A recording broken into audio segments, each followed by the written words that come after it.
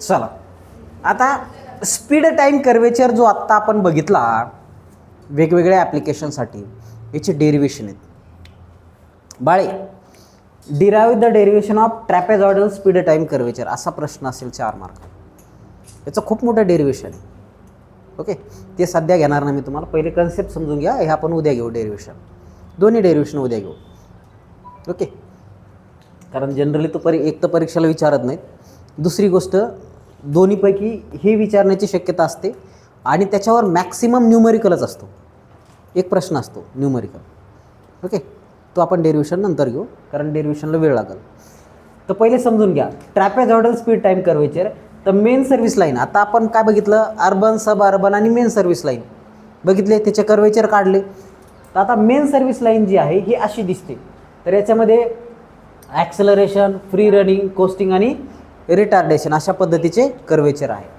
तर free running period हा खूप जास्त असतो, त्याच्यामुळे याला सिम्प्लिफाय केलं, याच कर्वेचरला सिम्प्लिफाय केलं ना या पद्धतीने मांडलं. तर हा पण काय आहे, स्पीड टाईम कर्वेचर. ओके, याला आपण काय म्हणतो, ट्रॅपेझॉइडल स्पीड टाईम कर्वेचर म्हणतो. काय म्हणतो, ट्रॅपेझॉइडल स्पीड टाईम कर्वेचर. तर याच्यामध्ये चुकलं करे,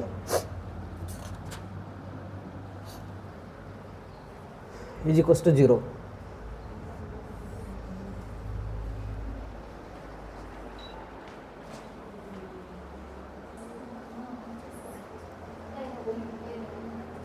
बघा VM². VM म्हणजे काय रे, maximum velocity, crest velocity, crest speed आपण ज्याला म्हणू. VM² in bracket 1/2 alpha plus 1/2 beta minus VM T plus 3600 S is equals to 0. आता बघा पहिले तर गोष्टी समजून घ्या. S म्हणजे काय, डिस्टन्स बिटवीन स्टेशन, दोन स्टेशनमधलं अंतर. T म्हणजे काय, total time, T1 plus T2. T म्हणजे काय, हा total T is equals to T1 plus T2 plus T3. त्याच्यानंतर VM म्हणजे काय, मॅक्सिमम वेलॉसिटी. S म्हणजे काय, डिस्टन्स, दोन स्टेशनमधलं अंतर. त्याच्यानंतर अल्फा म्हणजे काय, ॲक्सेलरेशन. अल्फा म्हणजे काय, ॲक्सेलरेशन. आणि बीटा म्हणजे काय, रिटार्डेशन. बीटा म्हणजे काय, डिॲक्सेलरेशन म्हणजेच रिटार्डेशन. तर K is equals to 1/2 alpha plus 1/2 beta हे असते. तर VM² इंटू K लिहू शकतात minus VM T plus 3600 S is equals to 0. आता 3600 काय घ्यायचं आहे, कारण हावरमध्ये करायचं आपल्याला, हावरमध्ये. आता VM काय असेल रे, हे काय आहे, क्वाड्रेटिक इक्वेशन आहे ना. तर VM is equals to T minus plus minus, त्यातलं मायनस घेतो, T² minus 14400 K into S divided by 2K. आणि K म्हणजे काय, 1/2 अल्फा प्लस 1/2 बीटा. ओके, ही आली K ची व्हॅल्यू. S म्हणजे काय रे, दोन स्टेशनमधलं अंतर. T म्हणजे काय रे, टाईम पिरियड. आणि VM म्हणजे काय, मॅक्सिमम स्पीड. थोडक्यात काय, एखाद्या मेन सर्व्हिस लाईनची मॅक्सिमम स्पीड काढायची असेल तर हा फॉर्म्युला आहे.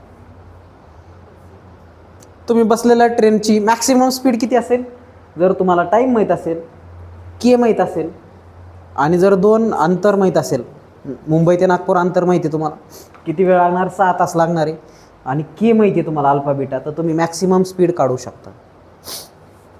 येते लक्षात. तर हा झाला मेन सर्व्हिस लाईनचा भाग. मेन म्हणजे लॉंग टूरचा. ओके, लांब पल्ल्याच्या गाड्या. आता क्वाड्रिलॅटरल स्पीड टाईम कर्वेचर काय सांगतो, क्वाड्रिलॅटरल स्पीड टाईम कर्वेचर काय सांगतो, अर्बन आणि सब अर्बन एरियासाठी असतो तो.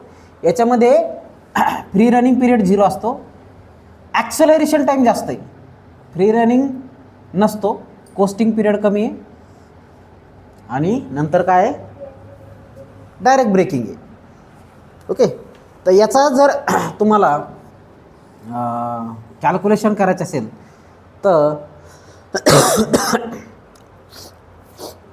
7200 K is equals to T in bracket T1 plus T2 sorry V1 plus V2. V1 म्हणजे काय, ही स्पीड, V2 म्हणजे काय, ही speed, minus V1 V2 1 upon alpha plus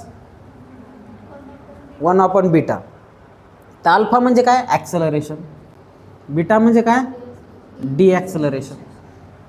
आणि V1 आणि V2 काय आहे? स्पीड आहे, टॉप स्पीड, दुसरी टॉप स्पीड.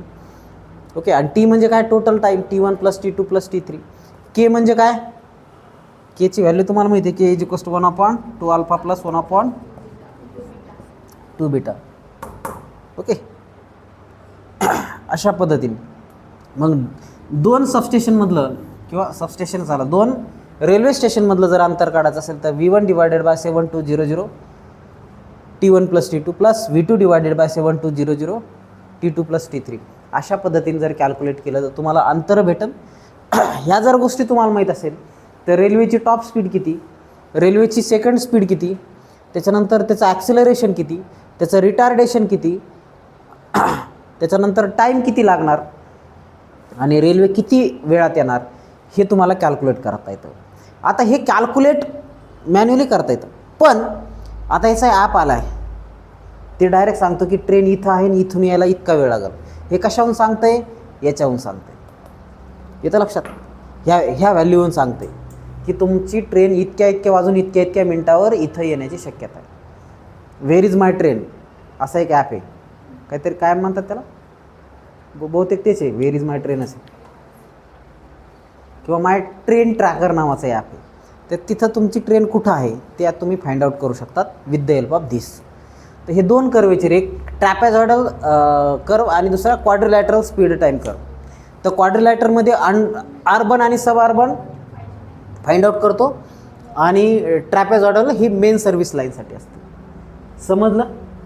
याचे डेरिव्हेशन एखाद्या वेळेस म्हणजे मला वाटतं फक्त एकदाच विचारलेलं आहे, पण महत्त्वाचं आहे. याच्यावर न्यूमरिकल मात्र कंपल्सरी असतो.